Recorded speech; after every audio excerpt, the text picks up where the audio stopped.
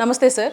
Sir Modi గారు హైదరాబాద్లో పర్యటన చేయడం జరిగింది. ఈ నేపథ్యంలో ఆయన ఒక సమావేశంలో మాట్లాడుతూ బంగారం కొనడం తగ్గించండి, అలాగే విదేశీ పర్యటన కూడా మ్యాక్స్ ఆపడానికి ట్రై చేయండి, ఎక్కువగా పెట్రోల్ డీజిల్ వాడకం కూడా తగ్గించండి అంటూ కూడా మోదీ గారు చెప్పడం జరిగింది. అంటే దీని వెనక అంతరార్థం ఏంటి? ఎందుకు అంటారు ఇట్లా రిస్ట్రిక్షన్స్? 2-3 చెప్పినట్టున్నారు, వంటల గురించి చెప్పలేదే. ఓకే, అంటే ఇట్లా చాలా వరకు చెప్పారు. సో ఎందుకు అంటారు? ఆయన మోడీ గారు సూత్రాలు స్వదేశీ వస్తువులు వాడని అన్నారు. ఆయన అన్నిటికన్నా టాప్ పిలుపండి అది. ఆ రోజు కాంగ్రెస్ విదేశీ వస్తువులు బహిష్కరణ కాంగ్రెస్ పార్టీ ఆ రోజు ఉద్యమం చేసిన స్వాతంత్ర సమరంలో మరో స్వాతంత్ర సమరంగా ఆయన మొదలుపెట్టారు. ఆయన తన చిన్నప్పటి నుంచి ఆ కృషితో తను చేసేది ఏదో ప్రజలకు చెప్తూ ఉంటారు అనుకున్నాను. అందుకని నా భూతం నా భవిష్యత్తు అండి. ఎందుకంటే మోడీ గారు వాడే కళజోడు ఎన్ని లక్షలో తెలియదు విదేశం. మోడీ గారు వాడే విమానాలు విదేశాల నుంచి వచ్చినాయి, మనం చేయట్లేదు అనుకుంటే 8,000 కోట్లు అండి. అదే 2 కలిపి 8,000 కోట్లు అంటే విమానం. అందుకని దుబారా చేయకూడదు అంటున్నారు. తర్వాత మోడీ గారు వాడే కారు అసలు కిలోమీటర్కి వస్తుందో 10 లీటర్లో 5 కిలోమీటర్లు కూడా వస్తుందో అది తెలియదు ఆ కార్లు. మోడీ గారు వాడే పెన్ను ఎన్ని లక్షలు ఉంటుంది. మోడీ గారు వాడే సూటు లండన్ నుంచి వస్తుందంట, ఎక్కువ ఎన్ని లక్షలు వస్తుందో తెలియదు. అందుకని మోడీ గారు వారి ప్రతిదీ కూడా విదేశం జాగ్రత్తగా వాడుతూ ఉంటారు. నేను కాదు, గత 15, 20, 30 సంవత్సరాల నుంచి 100 ఉదాహరణలు వచ్చింది. ఆ మెడలో వేసుకునే అది కూడా విదేశం నేనండి, బాగా కాస్ట్లీ. స్టాప్ ఉంటుంది కదా, అది కూడా చాలా కాస్ట్లీ. ఆయన ఎందుకు ఈ విధంగా మాట్లాడారు అంటే ప్రజలు నీతులు పక్కనాలు చెప్పడానికి ఉన్నాయి అనేది ఒక సిద్ధాంతం ఉంది. స్వామి ఆనంద స్వామి అని ఒక ఆయన ఇలాగే చెప్తూ ఉంటాడు, నీతులు పక్కాళ్ళకి చెప్పాలి, మనం ఆచరించకూడదని. దాంట్లో అద్భుతమైన డాక్టరేట్ ఆయన చదివిన ఆల్ పొలిటికల్ సైన్స్లో ఇదే ఉంది. ప్రపంచంలో ఏ మనిషి అని క్లాస్మేట్ కాదు, ఈ ప్రపంచం మొత్తం మీద ఎవరో కూడా చదివిన ఆల్ పొలిటికల్ సైన్స్ అనేది ప్రపంచంలో ఏ యూనివర్సిటీ పెట్టలేదు. ఈయన కోసం గుజరాత్ యూనివర్సిటీ పెట్టింది. కంప్యూటర్ ప్రింట్అవుట్ లేని రోజుల్లోనే కంప్యూటర్ డిగ్రీ ఇచ్చేసింది. కానీ పాపం ఆయన చెప్పారు, నేను చదువుకోలేదు, పెద్ద పడాయి గీడ కుచ్చిమీనయ్యి అని పాపం ఆయన చిలక్క చెప్పినట్టు చెప్తా ఉన్నారు జనాలకి. కానీ వాళ్ళు వింటలేదు మిగతా వాళ్ళు. ఇది అన్యాయం కదండి ఇది. సరే, అందువల్ల ఆయనలో ఇలాంటి భావాలు వస్తాయి. సరే, రెండో విషయం, పాపం ఆయనకి చాలామంది అంటున్నారు బంగారం అంటే ఆయనకేమో ఒక అమ్మాయి పెళ్లి చేస్తే బంగారం అనేది ఒక కాసు బంగారం తాళిబొట్టనే కావాలి కదా. ముఖ్యంగా మన భారతీయులు మన సంస్కృతి ఉంటుంది, మన అది ఒక బ్యాంక్ అండి. అది మీరు గమనిస్తే అది బ్యాంకు, అదొక పెద్ద బ్యాంక్ అది. అందువలన ఏదైతే ఆ బ్యాంక్ ఉందో ఆ బ్యాంకు యొక్క గౌరవం కాపాడుకుంటారు చాలామంది మహిళలు. ఆ బ్యాంకులో అందుకే వాళ్ళ కష్టం వచ్చినప్పుడు ఏం చేస్తారంటే అది అమ్ముకుంటారు. అదొక నిజంగా అది, కానీ వాళ్ళ 1,00,000 2 లక్షలు అయిపోతుంది బంగారం. ఇప్పుడు మోడీ గారు చెప్పిందంటే 2 పాయింట్. కొంతమంది అంటున్నారు ఆయనకి పిల్ల ఉన్నారు పెళ్లి చేయడానికి అన్నారు. మూడోది 2 నెగిటివ్ పాజిటివ్ కూడా తీసుకుంది. మూడోది ఆయిల్ వాడద్దు ఎక్కువ అని చెప్పారు. దేశభక్తి, ఆయిల్ వాడకపోతే దేశభక్తి లింక్ పెడతాం అనేది అద్భుతంగా పెట్టారు ఆయన. అందుకని పెట్రోల్ గురించి మాట్లాడారు. ఆయన ఈ వెహికల్ అంత ఖర్చు పెడుతూ ఈ వెహికల్ ఆయన మొదటి బ్రహ్మాండమైన ఈవీ వెహికల్స్ వచ్చినాయి కదా, ఆయన ఈ వెహికల్ తిరగచ్చు కదా. లాల్ బహదూర్ శాస్త్రి గారు తిరిగి చూశాను, కాదనట్లేదు వాళ్ళందరూ. అందుకని ఆయన ఆచరించి చేయాలని ఒక మంచి పాయింట్స్ ఉన్నాయి. ఆరోగ్యానికి హానికరం ఏంటంటే సీడ్ ఆయిల్స్ మంచిది కాదు. ఆలివ్ ఆయిల్ హై టెంపరేచర్లో మన ఇండియన్ దానికి సరిపోదు. అందువల్ల ఆయన ఏం చేయాలంటే చెప్పింది పాజిటివ్గా తీసుకున్నాం, ఆయిల్ వాడకం తగ్గించండి. పామ్ ఆయిల్ ఫుడ్తో వచ్చి ముందల దుర్మార్గం చేస్తున్నారు చాలామంది. అత్యంత పోకపోవచ్చు కానీ అత్యంత ప్రమాదకరమైన దాంట్లో ఒక చిన్నపిల్లలకు కూడా పామ్ ఆయిల్, ఇన్ని చాక్లెట్స్, ఇన్ని బిస్కెట్లు, ఇన్ని క్రీములు, ఐస్ క్రీములు కూడా డిజర్ట్స్ ఉన్నాయి, ఐస్ క్రీమ్ పేరు మీద అమ్ముతున్నారు. ఎంత దారుణం. సరే, అది వేరు. ఈయన చెప్పింది ఏంటంటే వంట ఆయిల్ తగ్గించమంటున్నారు, మంచిదే.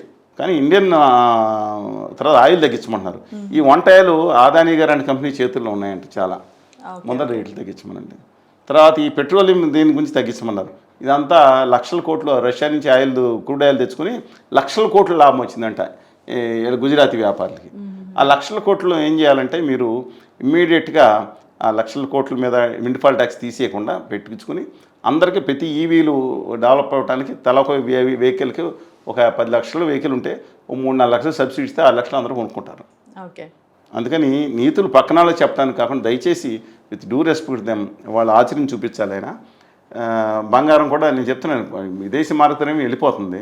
మరి ఇప్పుడు ఇలాంటి చోట్ల విదేశీ మార్గదర్శనం వెళ్ళట్లేదండి. నేను అడుగుతా ఉన్నాను, విదేశీ మార్గదర్శనం ఇలా వెళ్దా, ఇవన్నీ వస్తువులు కొనుక్కొని బయటని తీసుకుంటా ఉంటే అని మనం మోస్ట్ ఇంపార్టెంట్ అది లైఫ్లో. అలా అమెరికా వాడు ట్యాక్స్ వేస్తూ ఉంటాడు. ఇంతకుముందు 0% ట్యాక్స్ 3% ఉండేది. ఇప్పుడు మేము ఎంత % ట్యాక్స్ ఒప్పుకుంది ఇండియా అన్నారు. ఇండియా ట్యాక్స్ చేయకుండా అమెరికా వాడు ట్యాక్స్ వేయచ్చు అంటాం. మరి విదేశీ మార్గదర్శనం పోదండి. నేను కూడా అడుగుతున్నాను మిమ్మల్ని, ఆత్మనిర్భర్ భారత్ అన్నారు కదా, నేను చెప్పిన తప్పు అయితే ఒక్కొక్క పాయింట్ చెప్తాను. మీరు వచ్చేటప్పటికి అధికారంలోకి వచ్చేటప్పటికి ఆ దిక్కుమాల దరిద్రపు చైనాకి మనం బ్యాలెన్స్ ఆఫ్ ట్రేడ్ అంటే మనం ఎగుమతులు దిగుమతులు పోను దాదాపు 2 లక్షల కోట్లు పైగాళ్ళకి వెళ్ళిపోయి మోడీ గారు వచ్చేటప్పటికి. అంటే వాళ్ళ దగ్గర నుంచి 2-3 లక్షల కోట్లు మనం దిగుమతులు చేసుకుంటే మన 1,00,000 కోట్లు ఎగుమతి చేసేవాళ్ళం. ఇవాళ 2026 నాటికి 10 లక్షల కోట్లు విదేశీ మార్గదర్శనం ఆ చైనాకి ఇస్తున్నాం. ఆత్మనిర్భర్ భారత్ అంటే అదే అండి. ఆత్మనిర్భర్ భారత్ అంటే దిక్కుమాల దరిద్రపు చైనాకి 10 లక్షల కోట్ల రూపాయలు అత్యవసరం మందులు కొన్ని తీసుకోవచ్చు. ఏం చేస్తున్నాం మనం? ఆత్మనిర్భర్ భారత్ అంటే తీసుకెళ్ళి కోలని ఆదాని గారి కోలని అక్కడ దేశాలు పెట్టుకుని అక్కడ చేసుకుంటున్నామా మనం? అని అబ్సల్యూట్గా అండి. రష్యా ఆయిల్ తక్కువ ఆయిల్ వదిలేసి మీరు విదేశీ మార్గదర్శనం 1,00,000 కోట్లు తీసుకెళ్ళి ఎక్కువ రేట్లు పెట్టుకుంటారా? విదేశీ మార్గదర్శనం ఒక మహిళ 5 గ్రాముల ఆయిల్ తగ్గించుకోవాలి. ఆరోగ్యానికి మంచిది నేను కాదంట్లా. దానికి మీరు ప్రతిపాదిస్తున్నారు. ముందు ఎవరికి చెప్పాలి? మీరు నాయకులకు చెప్పాలి, మీ గుజరాతీ వ్యాపారులకు చెప్పాలి అక్కడ. అందువల్ల మై హంబుల్ రిక్వెస్ట్, ఆయన చెప్పిన దాంట్లో పాజిటివ్ తీసుకుందాం. ఏది అక్షయ తృతీయ ఆ రోజు బంగారం, మన తెలుగు వాళ్ళకి సంబంధమే లేదు. ఈ గుజరాతీ మారవాడి వ్యాపారులు, బంగారం కొట్టు వ్యాపారులు కొనండి. ఎందుకు కొనాలి అసలు? అది వాళ్ళు ఆ నెత్తి మీద రుద్దుకొచ్చారు. అది సంగీతాలు, హల్దీ ఫంక్షన్లో డ్యాన్సులు, అదేదో భావతలు ఇవన్నీ పెట్టుకుని నెత్తి మీద తీసుకొచ్చి కాంపిటీషన్ పెడుతున్నారు. ఆడంబర ఖర్చులు తగ్గించుకోమన్నారు. చెప్పింది పాజిటివ్ పాయింట్. తగ్గించుకో. మధ్యతరగతి వాళ్ళకి ఇంకోళ్ళు చూసి మంచిది కాదు.